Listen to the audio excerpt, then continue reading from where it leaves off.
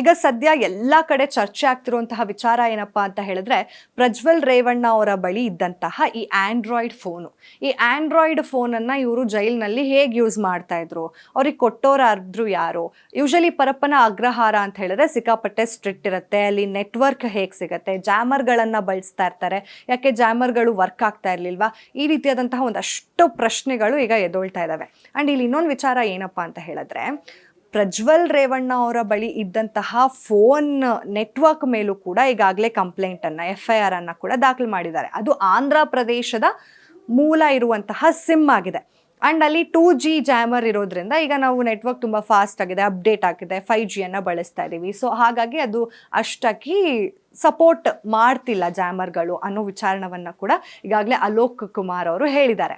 And ಇಲ್ಲಿ ಇನ್ನೊಂದು ವಿಚಾರ ಏನಪ್ಪ ಅಂತ ಹೇಳಿದ್ರೆ ಪ್ರಜ್ವಲ್ ರೇವಣ್ಣ ಅವರು ಯಾವ ಪ್ರಕರಣದಲ್ಲಿ ಒಳಗಡೆ ಹೋದ್ರು ಅನ್ನೋದು ನಮ್ಮೆಲ್ರಿಗೂ ಗೊತ್ತಿರುವಂತಹ ವಿಚಾರ. ಅಂದರೆ ಅತ್ಯಾಚಾರದ ಆರೋಪದಡಿಯಲ್ಲಿ ಅಪರಾಧಿಯಾಗಿ ಜೀವಾವಧಿ ಶಿಕ್ಷೆಯನ್ನು ಅನುಭವಿಸ್ತಾ ಇದ್ದಾರೆ ಈಗ ಪ್ರಜ್ವಲ್ ರೇವಣ್ಣ ಅವರು ಪರಪ್ಪನ ಅಗ್ರಹಾರದಲ್ಲಿ. ಅದನ್ನೆಲ್ಲ ಕೂಡ ಮರ್ತು ಬಿಟ್ರೇನೋ ಈ ಮನುಷ್ಯ ಅಂತ ಅನ್ಸುತ್ತೆ. ಯಾಕಂದರೆ ಯಾವ ಪ್ರಕರಣದಲ್ಲಿ ಹೋಗಿದ್ದಾರೆ ಆ ಚಾಳಿಯನ್ನು ಬಿಡದೆ ಜೈಲಿನಲ್ಲೂ ಕೂಡ ಅವರ ಮೊಬೈಲ್ ಫೋನ್ನಲ್ಲಿ ಅವ್ರ ಹತ್ರ ಪೆನ್ ಡ್ರೈವ್ನಲ್ಲಿ 70 ವೀಡಿಯೋಗಳು ಸಿಕ್ಕಿದೆಯಂತೆ. ನಿಜಕ್ಕೂ ಒಂಥರ ಏನು ಹೇಳಬೇಕು ಈ ಮನುಷ್ಯನಿಗೆ ಅಂತಲೇ ಅರ್ಥ ಆಗಲ್ಲ.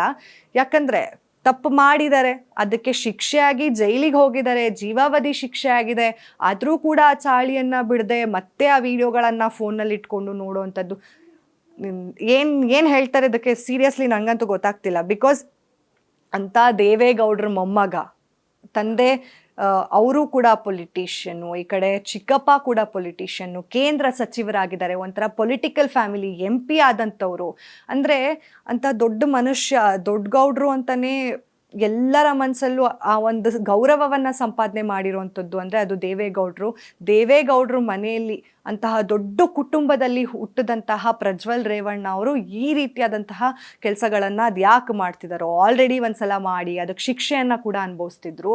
ಆ ಫೋನಲ್ಲಿ ಮತ್ತೆ 70 ವೀಡಿಯೋಗಳನ್ನು ಇಟ್ಕೊಂಡು ಮತ್ತೆ ಸಿಗಾಕೊಳ್ಳೋದು, ಅದು ಹೇಳೋದಕ್ಕೂ ಒಂಥರ ಅಸಹ್ಯ ಆಗ್ಬಿಡುತ್ತೆ. ಆ ರೀತಿಯಾದಂತಹ ಸಿಚುಯೇಷನಲ್ಲಿ ಈಗ ಪ್ರಜ್ವಲ್ ರೇವಣ್ಣ ಅವರಿದ್ದಾರೆ. ಅದು ಅವರಿಗೆ ನಾನು ಇಂಥವ್ರ ಮನೇಲಿ ಹುಟ್ಟಿದ್ದೀನಲ್ವಾ, ಅವರಿಗೆ ನಾನು ಎಷ್ಟು ಗೌರವವನ್ನು ಕೊಡಬೇಕು, ಅವರ ಮರ್ಯಾದೆಯನ್ನು ಕಾಪಾಡಬೇಕು ಅನ್ನೋದಿಲ್ಲ, ಲಿಟ್ರಲಿ ಇಲ್ಲ ಅಂತ ನನಗನ್ನಿಸ್ತಿದೆ. ಆದರೆ ದೊಡ್ಡ ಗೌಡ್ರಿಗೆ ಅನ್ಸೋದಕ್ಕೆ ಶುರು ಆಗಬಾರ್ದಲ್ವ. ಇವಾಗ ದೊಡ್ಡ ಗೌಡ್ರು ಅಂದರೆ ದೇವೇಗೌಡ್ರಿಗಾಗಿರ್ಬೋದು, ಅಥವಾ ರೇವಣ್ಣ ಅವರಿಗಾಗಿರ್ಬೋದು, ಅಥವಾ ಕುಮಾರಸ್ವಾಮಿ ಅವರಿಗಾಗಿರ್ಬೋದು, ಯಾವತ್ತೂ ಅವರಿಗೆ ಇಂಥ ಒಬ್ಬ ವ್ಯಕ್ತಿ ನಮ್ಮ ಮನೇಲಿ ಹುಟ್ಬಿಟ್ನಲ್ವಾ ಅನ್ನೋ ಗಿಲ್ಟನ್ನು ಕೊಡ್ತಿದ್ದಾರೇನೋ ಮೋಸ್ಟ್ಲಿ ಅಂತ ನನಗನ್ಸುತ್ತೆ.